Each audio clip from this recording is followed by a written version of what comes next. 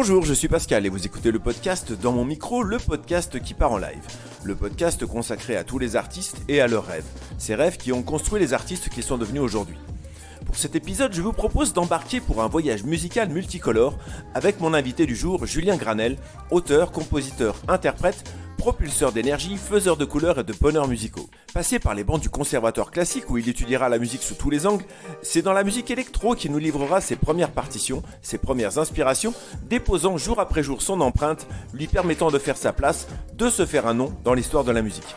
Son album Couleurs, sorti en juin 2022, est un album électropop, cool, funk, disco, joyeux, festif, sincère et sensible, à l'image de cet artiste haut en couleur qui prend toute sa dimension sur scène. Pendant quelques minutes, nous allons mettre de la couleur dans vos vies, grâce à Julien Granel. Nous allons découvrir les secrets de cet album Couleurs. Nous évoquerons aussi cette tournée marathon qu'il a entamée à travers la France, la Belgique, le Canada, et qui est passé par le festival Voix de Fête à Genève. Alors Julien, bonjour, bienvenue et merci de passer nous voir dans mon micro, le podcast qui part en live. Bonjour, merci beaucoup pour cette invitation, ça fait plaisir. Pour commencer cette interview, j'ai pris l'habitude de demander à mes invités de me parler de leurs rêves d'enfant. Et ça tombe plutôt bien puisque dans la chanson Couleurs, tu dis « Je vois la vie en couleur, maintenant que je n'ai plus peur du vide, je vais couler dans mes premiers rêves d'enfant ». Alors, à quoi ils ressemblaient ces premiers rêves d'enfant ? Les premiers rêves d'enfant que j'avais, ça a été d'abord de faire de la musique. J'ai un souvenir très précis du premier jour où j'ai entendu quelqu'un jouer du piano, où j'ai vu quelqu'un mettre ses mains sur un piano, faire de la musique. Et c'est instantanément devenu mon plus grand rêve de juste savoir faire la même chose. Et petit à petit, mon rêve il s'est un peu ouvert et puis je me suis dit que j'allais vouloir faire de la musique toute ma vie, que j'avais envie que ce soit mon métier, de faire des tournées surtout. Très vite, très jeune, j'allais voir des concerts, des festivals et ça me faisait rêver. Et je m'imaginais un jour être à la place des artistes sur scène. Donc je crois que ça a été ça mon rêve, d'être une pop star. Et avais-tu imaginé un jour être là où tu es aujourd'hui ? Quand j'étais plus jeune, je m'étais toujours imaginé justement le faire en étant plus grand. Et après, petit à petit, quand on grandit, forcément, on se rend compte un peu de la difficulté que ça peut être de vivre de sa musique, d'être un jeune artiste. C'est un peu un parcours du combattant, c'est une grande aventure. Mais en fait, assez vite, j'ai eu la chance de pouvoir vivre de ma musique et donc que ça devienne automatiquement mon métier. Et là j'ai vraiment l'impression justement de vivre ce rêve-là. Quand je vois que je suis en tournée en France, en Belgique, en Suisse, au Canada, qu'il y a des gens qui viennent voir mes concerts, je le regarde vraiment à travers mes yeux d'enfant et je garde cet émerveillement-là. J'en parlais dans l'introduction, tu es passé par le conservatoire classique pour apprendre la musique, mais par la suite, quelles ont été tes influences musicales qui t'ont permis de te construire cette identité musicale ? Alors j'ai commencé, comme tu disais, par le piano classique au conservatoire, parce que c'était la seule manière d'apprendre à jouer du piano là où j'habitais, c'était vraiment de faire le conservatoire. Et très vite, je me suis rendu compte qu'un piano, c'était aussi un synthétiseur. Et j'ai commencé à fouiller dans les programmes du petit synthé que j'avais, parce que j'avais pas encore un vrai piano chez moi. Et en fait, j'ai commencé à trouver des sons plus électroniques et puis qui me rappelaient des morceaux que je découvrais, que j'adorais. Moi, j'étais très influencé par l'album Discovery des Daft Punk ou par les premières sorties du label Headbanger qui était au moment où j'avais une dizaine d'années. Les compilations de ce label, ça m'a vraiment retourné niveau production et tout. Et ça m'a beaucoup inspiré. Donc je pense que c'est le moment où j'ai commencé à essayer de refaire des prods que j'aimais bien pour un peu les déconstruire et comprendre comment ça fonctionnait. Julien, je voudrais à présent qu'on évoque la pochette de cet album Couleurs où on te voit représenté en super-héros multicolore. Alors quelle histoire il nous raconte ce super-héros à travers cet album ? C'était pour moi une manière assez fun d'imager un peu le propos de l'album et aussi une manière un peu qui intégrait de la dérision parce que c'est vrai que je suis là à me représenter comme si je volais en super-héros un peu ridicule au milieu d'une pochette. Donc j'aimais bien le côté fun et puis surtout c'était le message de l'album, de suivre ses rêves d'enfant et de devenir, en tout cas d'essayer de devenir le super-héros qu'on voulait être quand on était plus jeune ou alors devenir un super-héros qu'on n'avait pas prévu d'être. En tous les cas, suivre ses intuitions, ses rêves et puis ça s'est transformé comme cette pochette d'un super-héros multicolore sur un fond noir justement qui est assez violent, impactant et d'avoir un peu cet éclat de lumière et de couleur au milieu du vide. Et justement, il y a un morceau qui s'appelle Multicolor Jam avec Jean-Charles de Castelbajac où il termine le morceau en disant il parle de moi, il dit t'es un peu un brise-glace au cœur du noir. Et c'est marrant parce qu'on avait déjà fait cette pochette qu'il n'avait pas encore vue et ça résume assez bien la pochette au final. Quels sont ses super pouvoirs à ce super-héros et de quoi il peut finalement nous délivrer ou nous sauver ? Moi, je pense que c'est un super-héros qui est là pour nous délivrer de la morosité ambiante et surtout de tout le stress et toute l'angoisse qu'il y a. On vit des moments tous un peu difficiles dans l'actualité, dans la pression de la vie, le coût de la vie. Enfin, il y a beaucoup de choses qui pèsent sur les épaules des gens. Et je pense que c'est justement un bon moment pour écouter ce disque, qui est un disque de vie, de joie, de fête. Donc je pense que le super pouvoir de super-héros, ce serait de rendre les gens heureux. Et de retourner des festivals aussi, on va pas se mentir. De rendre les gens heureux, c'est aussi le super pouvoir de ta musique finalement.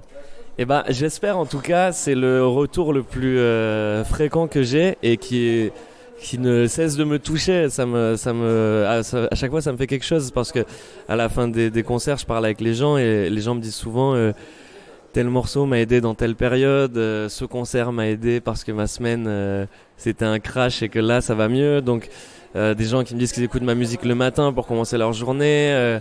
J'ai eu la chance d'aller aussi jouer, faire des concerts pour des enfants dans un hôpital qui l'écoutaient pour se donner de la force.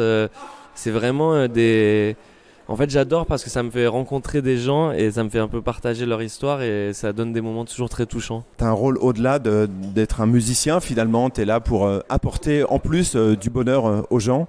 Disons que comme je disais, dans un moment il y a un peu tout qui se casse la figure, on peut se demander un peu notre légitimité à faire de la musique. Enfin moi j'ai souvent cette sensation d'être un peu hors sujet dans la vie quand on peut voir, je sais pas, j'ai l'impression que je suis 10 fois moins utile quand même qu'un infirmier, une infirmière ou un infirmier, qu'un docteur, qu'un pompier. Et finalement quand on a ce genre de retour, ça redonne un peu de sens à tout ça. On se dit que c'est un peu au-delà du divertissement ou de l'art, parce que la musique c'est toujours pour moi un peu, on est sur une fine ligne entre les deux. Je pense que ça va un peu au-delà à partir du moment où ça fait du bien aux gens, donc pour moi ça redonne un peu de sens à tout cet art. Alors on va évoquer la naissance de cet album Couleur. Quel était le point de départ ? Le point de départ ça a été moi-même dans une maison avec des amis à moi. C'était pendant la période du confinement, donc tout le monde était totalement enfermé, le monde s'arrêtait. Et je crois que plus que jamais, j'ai eu un besoin d'exprimer une explosion de joie et de fête et d'extérioriser un peu. C'était un peu catalyseur pour moi finalement, c'était un moment qui était très sombre. Moi je me retrouvais avec ma première tournée des festivals qui était annulée du jour au lendemain, comme tous les autres artistes. Et encore, j'ai de la chance parce que c'est juste une tournée des festivals annulée. J'ai pas une entreprise qui a coulé comme des gens qui venaient de lancer leur commerce, etc. Mais du coup, il y a quand même un truc où on se bat pendant des années pour arriver à un point où d'un coup, on nous l'enlève parce que y a une situation qui est catastrophique au niveau mondial. Et cet arrêt du monde, il m'a donné un besoin d'extérioriser et un peu de lutter contre ça. Et du coup, ça a été le point de départ, quoi. Parle-nous de ta manière de composer. Comment tu crées une chanson ? Ça passe par quelles étapes ? C'est toujours, en tout cas pour ce disque, ça a toujours été de l'amusement. Ça a été de commencer avec des boucles de batterie, de clavier. Je pars toujours du groove parce que moi la musique que j'aime souvent elle groove. Donc c'est pour ça qu'il y a beaucoup d'influences disco et de funk. C'est que je pars de ces grooves là, ça fait des boucles. Petit à petit j'essaie de creuser pour que ça m'amène à des émotions. Et finalement ça finit toujours avec moi complètement seul à danser dans mon petit studio. Dans ma maison, quoi, dans ma chambre, ma maison, mon appartement, je me calme. Pas du tout ma maison, du coup. Mais ça a fini juste avec moi en train de danser dans mon appart et d'être heureux. Et finalement, je pense qu'après, ça se ressent. Mais c'est juste ça. Et puis après, bien sûr, j'essaie de plus en plus de me livrer sans filtre. Et pour le coup, ça donne quelque chose au plus sincère possible, où il n'y a pas de calcul. C'est juste du groove, de l'amusement et de la musique, quoi. Alors Couleur, c'est un album un peu plus acoustique que les précédents projets, on y entend des cuivres, des cordes. Qu'est-ce qui t'a motivé dans cette évolution de la manière de concevoir ta production musicale ? J'avais envie justement dans cette démarche d'être direct, un peu brut et sincère. J'avais envie d'avoir un son très organique parce que pour moi ça allait avec ce propos-là. Et puis surtout, je trouvais que ça ajoutait une chaleur au son et c'était passionnant à travailler, d'enregistrer des cordes. Tu vois, d'avoir des violons qui jouent les morceaux, c'était des moments magiques, des cuivres comme une fanfare qui débarque au milieu des morceaux. Et pour moi, ça revenait à quelque chose d'entre guillemets de vraie musique, finalement, où on laissait tomber, même toutes les sonorités électroniques, c'est vraiment des vieux synthés analogiques à des années 70, quoi. Donc en fait, j'ai fait un album comme si j'étais dans les années 70, mais finalement on l'a juste mixé au goût du jour. Mais j'aimais bien ce truc, je trouve que ça rendait un peu tout intemporel et ça me plaisait pas mal. Alors cet album, c'est une claque à la morosité, à la mélancolie, à la tristesse. À travers ta musique, la joie, le bonheur, la sensibilité et l'énergie positive se mélangent pour ne faire qu'un. Quel est ton secret pour réussir ce beau mélange ? C'est marrant parce que je trouve que c'est souvent beaucoup plus compliqué de faire de la musique joyeuse plutôt que de la musique triste. Je m'explique. C'est-à-dire que souvent on remarque qu'un compositeur il va un peu plus facilement entre guillemets faire de la musique triste en mettant des sonorités mineures et bon après là ce qui est compliqué c'est de pas tomber dans le pathos quand on fait ça mais je trouve que la musique joyeuse il y a un peu une ligne à trouver, il y a un peu une limite, ça peut paraître parfois un peu niais et du coup je crois que c'est dur d'avoir un beau morceau joyeux qui célèbre la vie, la couleur et la fête sans tomber dans quelque chose de trop niais et en y ajoutant de l'émotion. Et du coup, moi je passe mon temps à essayer de chercher cette limite-là, de jouer un peu avec, d'aller insérer des émotions fortes dans des morceaux très joyeux, mais d'essayer d'avoir quelque chose de très vivant et qu'on sente un peu que pour moi le morceau, il faut qu'on ait l'impression qu'il vive tout seul.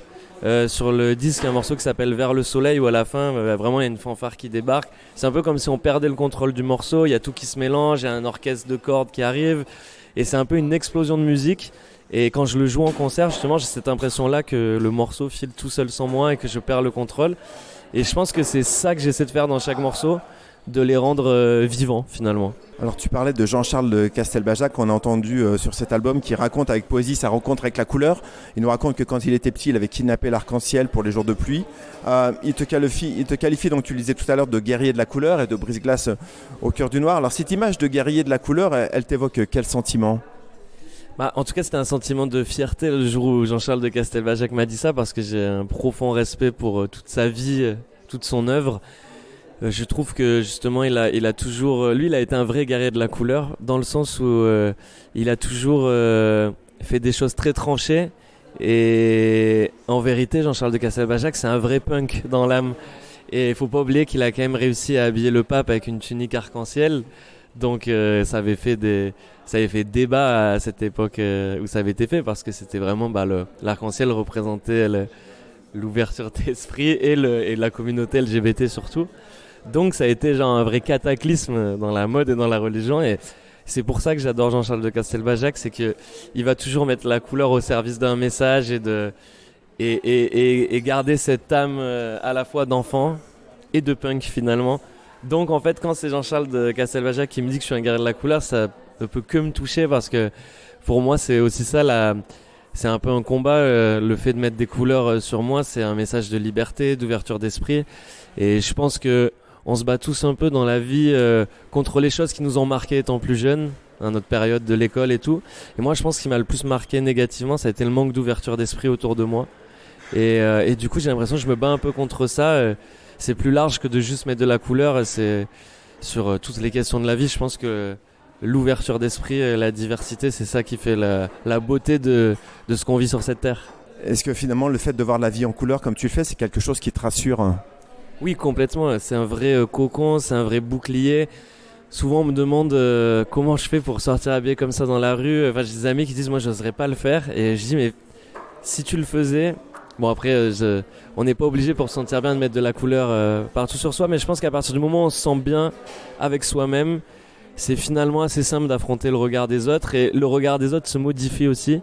Parce que quand on a confiance en soi et en ce qu'on représente, on est plus à même de recevoir la critique parce que finalement il nous glisse un peu plus simplement dessus. Dans la chanson Couleur, tu racontes qu'en voyant la vie en couleur, tu n'as plus peur du vide. Ce vide, c'est le silence, c'est la solitude. Oui, ou alors pour moi le vide c'est aussi les moments d'égarement, c'est tous les moments où justement on peut perdre un peu confiance en soi, en ses rêves et de se dire que quand je regarde en arrière, j'étais juste un petit garçon né dans un petit village de 2000 habitants au milieu de la forêt qui avait aucune raison de pouvoir se retrouver aujourd'hui à faire une tournée et vivre de la musique. Donc c'était déjà, pour moi, même si c'est que le début de ma petite carrière, c'était vraiment pour moi là, déjà un grand écart, là, tout ce qui vient de se passer. Et pour moi, le vide, c'est ça, c'est tous les moments de doute, de se dire je suis peut-être pas au bon endroit ou je connais personne. Donc finalement je vais peut-être me noyer dans un vide et pas réussir à faire ce que j'aime. Et finalement ça a été le moment où la couleur et toute la créativité qu'elle m'a amené a pris le dessus dans ma vie. Je me suis dit bah voilà, maintenant que je vois cette vie en couleur, j'ai plus peur du vide et je demande juste à me noyer dans tous mes rêves d'enfant et d'aller chercher justement tout ce qui me rassurait dans l'enfance. Donc pour moi, l'enfance, c'était l'imagination infinie des enfants. Et quand on joue avec tout et rien, c'était vraiment pour moi comme un refuge. Et je passe, je crois, maintenant ma vie à essayer de retrouver cette créativité juvénile qui est sans limite. La chanson, on parlait des chansons qui avaient un peu un pouvoir de super-héros et moi évidemment et la chanson Plus fort qui a rencontré un succès incroyable grâce au message positif qu'elle renvoie. Cette chanson, tu l'évoquais tout à l'heure, moi pour ma part c'est une chanson, c'est un hymne à la joie que je l'écoutais des dizaines de fois le matin en allant travailler, voilà, qui me mettait une patate d'enfer. Dans quel contexte tu l'as écrite cette chanson ? Déjà merci beaucoup, ça me touche, ça me fait très plaisir d'entendre ça. Plus fort, c'est un morceau qui est spécial et j'ai un vrai attachement à ce morceau parce que c'était vraiment sur la fin de l'album. Je devais rendre l'album pour qu'il sorte dans les temps et vraiment 2 semaines avant de rendre l'album, j'ai fait une session dans un petit studio de 9 mètres carrés avec mon ami Oli de Big Flo et Oli et il a écouté l'album, il l'a trouvé super et il m'a dit j'ai besoin d'avoir un morceau qui résume tout ce que je viens d'entendre. Et il m'a dit viens, là on a 1 heure, après on doit bouger mais on essaie de faire de la musique ensemble, voir ce que ça donne. Et on était dans une bonne énergie et finalement ça a été un moment, ça a été l'heure la plus productive de ma vie puisque finalement on a écrit ce morceau en 1 heure, j'ai composé en 1 heure, je l'ai produit en 1 heure. Et en fait c'est ça qui en est sorti, on venait d'écouter un peu toutes les maquettes et c'est ça, on avait ce morceau pour nous c'était un peu comme une clé pour entrer dans l'album. Alors ce qui est marrant c'est que c'est au final... le destin nous a donné raison là-dessus parce que c'est finalement le morceau qui a conquis le plus de monde et qui a eu une destinée un peu folle. Mais voilà, ça part d'un moment de liberté totale, de joie avec Oli et après j'ai amené le morceau vraiment la semaine avant de rendre l'album au studio Motor Bass à Paris. Et là, j'ai tout réenregistré plus proprement, mais tout est en organique, quoi, vraie batterie, vraie basse, vrai piano. Et finalement, c'est un morceau assez simple et il y a moins de production que dans d'autres titres, mais par contre il y a une vraie énergie. J'ai même appelé tous mes amis à enregistrer dessus. J'ai monté une chorale comme ça de last minute avec tous mes potes qui savent pas chanter, hein, mais c'est ça qui a donné la vie au morceau, je crois. Est-ce que tu imaginais la portée que cette chanson pourrait avoir auprès de ton public ?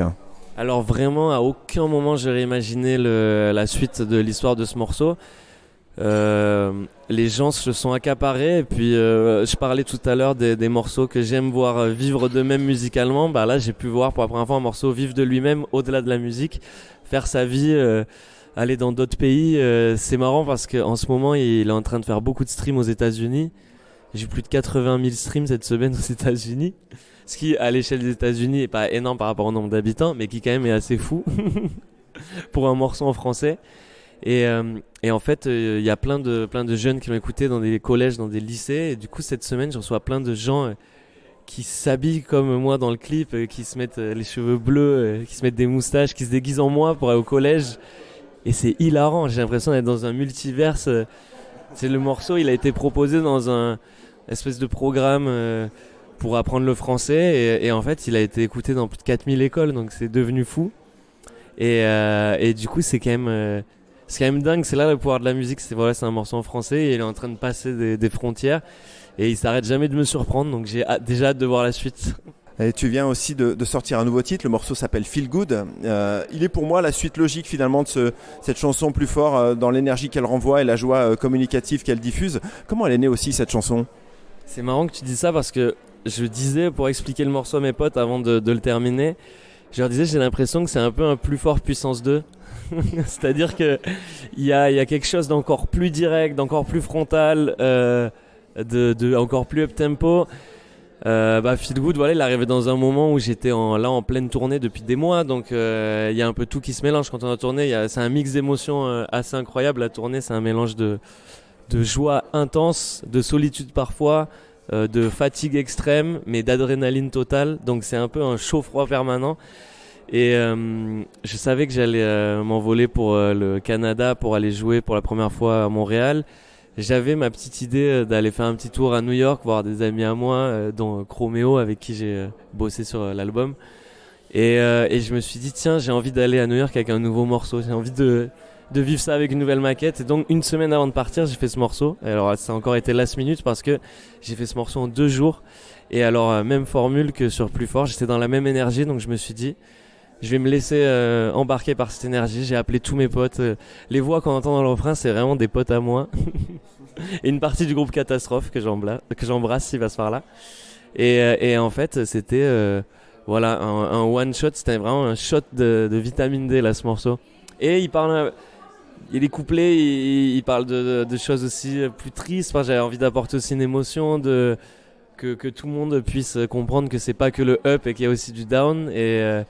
Et finalement, je crois que c'est le meilleur démarrage de morceau que j'ai jamais eu depuis le début, quoi. Donc c'est assez marrant. Il est sorti d'une traite, il est totalement direct, sincère, et j'adore du coup qu'ils prennent bien. Donc le clip, il a été tourné dans les rues de New York. Tu disais, que représente ce continent américain pour toi musicalement ? Pour moi, musicalement, l'Amérique, ça a toujours été une grosse inspiration. Je pense que ça s'entend sur pas mal de morceaux parce qu'il y a des manières de produire ou de composer des accords qui peuvent tendre vers des groupes un peu de funk américains que j'aime bien. Et c'est marrant, justement, il y a dans les élèves qui m'envoient des messages là, qui ont écouté Plus Fort, et il y en a plein, ils me disent You're the most American of all the French singers. Et je trouve ça assez drôle qu'ils perçoivent ça, parce que c'est un peu inconscient dans les accords, la production. Mais non, moi, ça m'a toujours fait rêver. Sur cet album, il y a notamment Chromeo, qui sont canadiens, mais qui vivent à New York et qui ont leur studio à Los Angeles. Chromeo, moi, j'étais au lycée, je les écoutais en boucle, je les regardais aller à Coachella 6 fois, je les regardais aller aux Grammy Awards, j'avais un truc spécial avec ce projet dont j'étais fan, et finalement le destin me les a envoyés puisqu'ils m'ont proposé de sortir un morceau sur leur label, sorti de nulle part, donc bien sûr j'ai accepté, et ensuite on a fait un morceau ensemble, mais ça résume bien cet attrait que j'avais justement pour ce son-là, et puis voilà, c'est aussi un kiff d'aller à New York, d'avoir l'impression d'être dans un film un peu, ça fait du bien parfois. Et puis aussi de se rendre compte qu'à New York, c'est quand ils viennent à Paris qu'ils ressentent ça. Ça fait du bien aussi de le ressentir. Alors sur scène, tu dépenses une énergie phénoménale. Où est-ce que tu la puises, cette énergie contagieuse ?